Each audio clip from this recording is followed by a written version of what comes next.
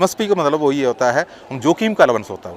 जोखिम में हम खड़े हैं, हमारे एक अधिकारी टेंट के अंदर या ट्रेंच के अंदर या बंकर के अंदर, वो सुरक्षित रहता है। हम उस बंकर का सामने हम हिफाजत दे रहा है, उनके पास कोई गोली नहीं पहुंचेगी, पहले गोली हमारे शरीर को पहुंचेगी। वो क्या करती है, ऑफिसर के लिए वो टेंट के अंदर जो पड़ा है उस ऑफिसर के लिए 15,500, हम बाहर जो गोली के सामने खड़ा है हमारे लिए 5,200। जय हिंद दोस्तों, आज संडे। आज का वीडियो उन लोगों के लिए डेडिकेटेड है जो हमारे हक की लड़ाई लड़ रहे हैं, चाहे हम एक्स सर्विसमैन होके कहीं जॉब कर रहे हैं घरों में, चाहे हम बेल्ट कैप लगा करके देश की सेवा कर रहे हैं। ये वीडियो सभी लोगों से रिक्वेस्ट है कि ज्यादा से ज्यादा शेयर करें।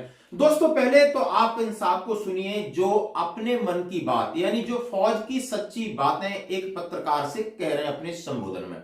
और उन्होंने बिल्कुल जोर से कहा कि मैं कन्याकुमारी से आया हूं दिल्ली में, यानी अब कन्याकुमारी से कश्मीर तक के जितने जेसीओ हैं, जवान हैं, सब संगठित हैं और सब एक सुर में अपनी आवाज उठा रहे हैं। और कई बार इनका डेलीगेशन माननीय रक्षा मंत्री जी से भी मिल चुका है अपनी व्यथा और अपनी चीजें बताने के लिए कि मेरी अनदेखी हुई है, मेरे साथ भेदभाव हुआ है, मेरे साथ मेरी नाइंसाफी हुई है और इसका अब चुप रहना शायद मुश्किल है। ये बहुत बड़ी मुहिम है दोस्तों। आज 14-15 दिन हो गए, जंतर मंतर पर बहुत सारे संगठन इकट्ठे हुए, बहुत सारे संगठन वहां जाने की तैयारी कर रहे हैं ताकि ये मुहिम आगे तक चलती रहे। और हमें हमारा साथ सबने छोड़ दिया, चाहे वो आपकी बड़ी मीडिया हो, बड़े सेना के अधिकारी हो, बुद्धिजीवी हो, कोई हमारा साथ नहीं दे रहा है। लेकिन अब पता चला है और ये मांगे उन्होंने क्या कही है, उनका पूरा वीडियो सुनना, जरा मोटा मोटा हम आपके साथ बताना चाहते हैं।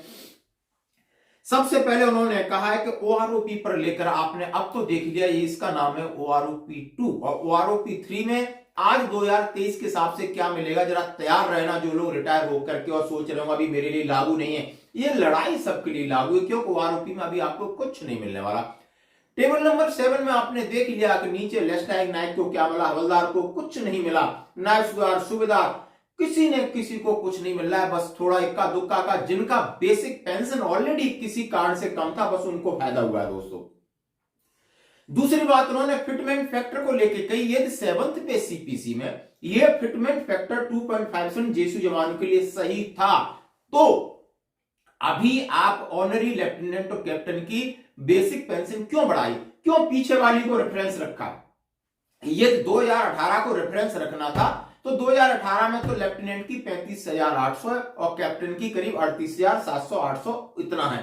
फिर आपने 2018 को बेसियर न मानते हुए पीछे ले गए, जहां पर आपने लेफ्टिनेंट को 41,200 पे फिक्स किया और कैप्टन को 43,600 समथिंग पे आपने फिक्स किया।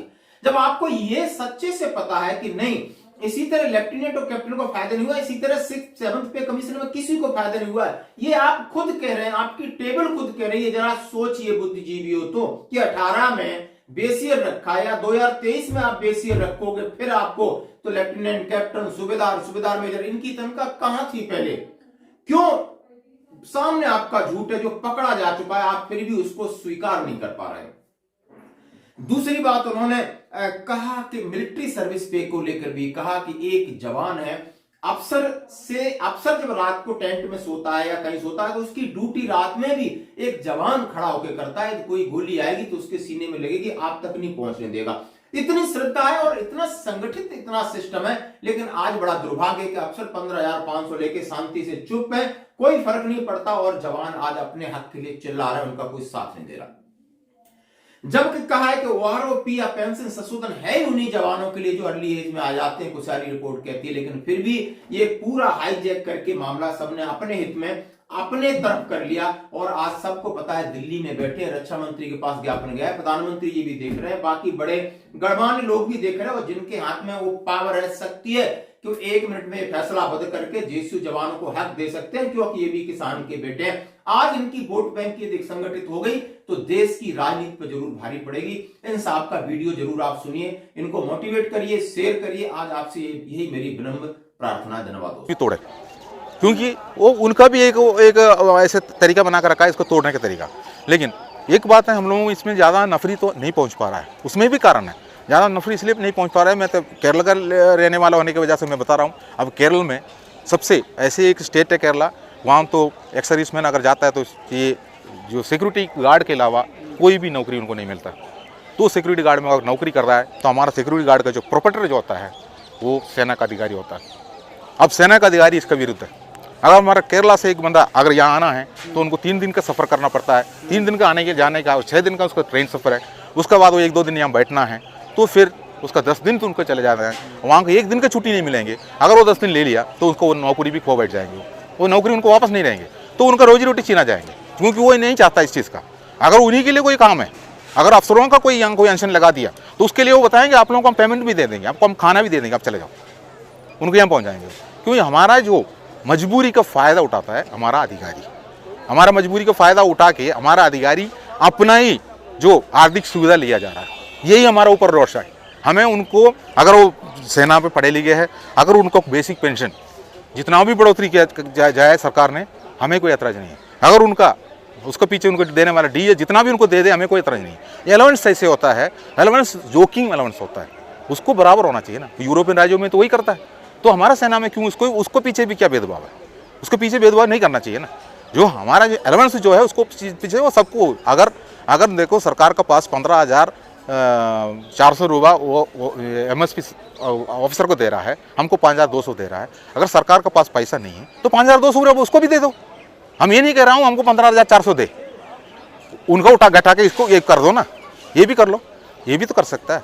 और जो 7th CPC जब आया था उसका सामने भी हमारा साथ में नाइंसाफ़ी हुआ। 2.57% जो फैक्ट में जो गवर्नमेंट ने इसको आउट किया था, तो इन्होंने जो सेना अभी एक्टिंग सेना जो है हमारा सर्विस सेना का तीनों चीफ ने मना कर दिया, हम इस परसेंटेज से संतुष्ट नहीं। उन्होंने 7th CPC लेना मना कर दिया तो 1.5 साल तक उन्होंने खुद वो और उनका जेसी और जवानों को पुराना रेट का ही पेमेंट दिलाया। जे 5th पे कमीशन का पेमेंट लेते रहा, मतलब 6th पे कमीशन का पेमेंट लेते रहा, वो 7th CPC लेने में मना कर दिया। और उनका चर्चा चलने के बाद सरकार ने 2.81 फैक्ट में अफसरों को पेमेंट बढ़ा दिया और जवान को 2.57 ही रखा। लेकिन 1.5 साल उनको इंतजार क्यों कराया? इसलिए मैं बोल रहा हूँ, हमारा नफरी को निकाल के, हमारा परिवार सबको निकाल के सरकार के सामने रख के वो लड़ाई लड़ता है, उसके बाद वो अपना फ़ायदा उठा के चला जाता है। क्योंकि वो 3% होता है तो सरकार भी सोचता है ठीक है, ये तो छोटा सा एक संगत है, इनको थोड़ा कुछ दे दो, उनको कुछ देने से भी ठीक है। अब हमको उसमें भी उन्होंने वंचित कर दिया गया। मतलब पे और अलाउंस, हमारा कोई बच्चे नहीं है क्या? हम भी तो जो आशा लेके ही तो सेना के अंदर जाता है, हमारा भी तो परिवार है। हम सेना के अंदर एक सिपाही बन के या एक फौजी बन के हम नौकरी भी कर रहा है, तो हम अपना घर पे किसी के लिए बेटा भी है, हम अपना पत्नी के लिए पति भी तो है, हम अपने बच्चे के लिए बाप भी तो है। हम उसका कैसे देखभाल करूँ? हमारे पास कहाँ है इसके लिए टाइम? एजुकेशन करने के लिए हमारे पास टाइम नहीं है। लेकिन अब जो रिटायरमेंट होने के बाद हम लोगों को बिल्कुल हमारा अफसरों का नाइंसाफ़ी की वजह से, अफसरों ने जो गलत गाइड करने की वजह से हमको बाहर बैठना पड़ा। अगर आप लोगों की मांग सरकार नहीं मानती है तो अगला कदम क्या रहेगा आप लोगों का? सरकार नहीं मानती तो हम इसी जगह पर बैठेंगे, अनिश्चितकाल अनशन में बैठ जाएंगे। पूरा हिंदुस्तान का पूरा संगठन, जो सैनिक संगठन है, जो जवान जेसीओ संगठन है, खुद यहाँ 20 तारीख को आकर यहाँ समर्थन देके गया है। जब बुलाएंगे हम आएंगे। और इस तरीके से आप कितने दिन बैठे रहेंगे? फिर खर्चा पानी कैसे चलेगा? बच्चे कैसे पलेंगे जब अनिश्चितकालीन बैठे रहेंगे? हम अनिश्चितकालीन बैठने का इरादा लिया हुआ है। अगर हमको खाना भी नहीं मिलता है, हमको अगर भूखा रहना पड़ेगा, हम भूखा रहेंगे। अगर मरना है तो इधर मरेंगे। अगर हमारे ऊपर डॉसर चलाना तो डॉसर चलाइए, या हम लोगों का अगर मान लो हमारे ऊपर अभी कुछ भी करना चाहता है, हमें करा दीजिए। क्योंकि हमने कोई गलत नहीं किया, हमने इस देश की सेवा किया है, हमने कोई अन्याय नहीं किया। हम यहाँ अनशन में भी बैठेंगे, हम कोई मूर्ख बन के काम नहीं करेंगे। हम बिल्कुल अपना प्यार से ही हमारा काम, हमारा हर चीज़ से मांगेंगे। इसमें ये तो नहीं कि जो है कि सेना के जवान जो है नेता बनने की कोशिश कर रहे हों, या इलेक्शन का टाइम आ रहा है 2024 में? नहीं, ये तो गलत बात है। हम लोगों को कोई किसी राजनीतिक पार्टी से हमारा कोई मतलब नहीं है, हमारा कोई मतलब नहीं है राजनीति पार्टी से। हम राजनीति पे नहीं है, हम पहले भी नहीं है, क्योंकि हम सेना में रहते टेम्परेरी में हम राजनीति के बारे में बात नहीं करता है। यहाँ भी हम राजनीति के बारे में बात नहीं करता है। राजनीति समर्थन में नहीं है ये तो अफवाह उठाने के लिए, जो 2024 में इलेक्शन आने वाला है और हमारा वो करने के लिए, ये करने के लिए हमारा सेना का अधिकारी द्वारा ये अफवाह उठा के रखा है। वो हमारे इस टेंशन को तोड़ने के लिए कोई ना कोई रास्ता दिखाएंगे, क्योंकि उनके पास टाइम है, उनको कोई चिंता नहीं है। चिंता हमको है। आपने सही बोला है, हम लोग कौन कहना देंगे? हमने हम नौकरी तो करना पड़ेगा है, हम अपना नौकरी छोड़ के यहाँ तो नहीं बैठ सकता है। लेकिन हम निर्णय ले लिया, हमको कोई रास्ता नहीं है। हमारा रास्ता तो पूरा इन्होंने ही रोक लगा दिया, तो क्या करेंगे? अगर आर पार का लड़ाई यही हो गया। अभी इसके लिए मजबूर किया गया है हमारा सरकार ने। उनको शर्म आ रही है, इसलिए तो कोई जो नेशनल मीडिया इधर नहीं आ रहा है, यहाँ देखने के लिए वो नहीं आ रहा है, क्योंकि उनको शर्म लग रहा है, उनको खुद ही पता है इसके पीछे क्या होंगे, क्योंकि वो देश को दिखाना नहीं चाहता, हमारा आईना को देश को दिखाना नहीं चाहता है। हम सरकार से ये विनती कर रहा हूँ, जल्दी से जल्दी हमारा बात सुने। हमारा जितना भी जो निवेदन हमने सरकार के पास पहुँचा चुका है, राष्ट्रपति के पास भी है, रक्षा मंत्री के पास भी है, प्रधानमंत्री के पास भी है। हमारा उस निवेदन को पढ़िए, पढ़ने के बाद उसको अच्छी सोल्यूशन ले लीजिए। उसके बाद हमारे पास समय है उसके लिए कि जो हमारा उधर हमारे लिए अगर वो बुला रहा है तो हम उधर पहुंचने के लिए भी तैयार है। फिर हमारा मांग को पूरा करिए, यही हम सरकार से विनती कर रहा हूं। जय हिंद।